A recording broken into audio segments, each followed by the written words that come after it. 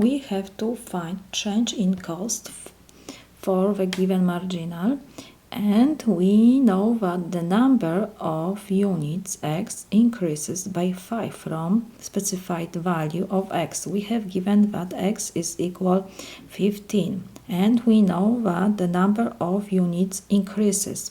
So we will use definite integral, and because number of units increases, so we have given first x equals 15, so the lower limit will be 15 and increases by 5, so we have to add 5, so will be 20 the upper limit, and we have integral, definite integral dc dx with respect to x. So now we will substitute dc to dx by our formula. So definite integral will copy, and we have 30,000 over x squared with respect to x integral. So this is equal constant we can take before integral symbol, and we will have 1 over x squared, so we will change to negative power. So we have 30,000 integral from 15 to 20, and 1 over x squared is x to power negative 2 dx.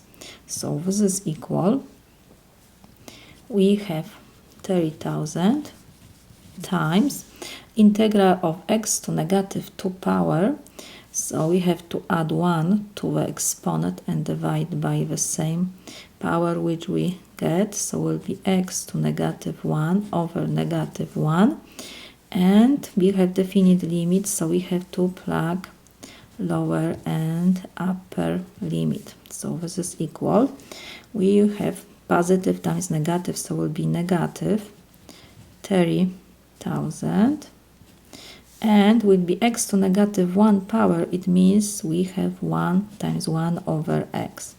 Limits we have 15 to 20. So this is equal, constant we will copy, so we have negative 30,000, and now we have to plug first upper limit, so will be 1 over 20 minus the lower limit is 15, so I will substitute x by 15 now. So this is equal,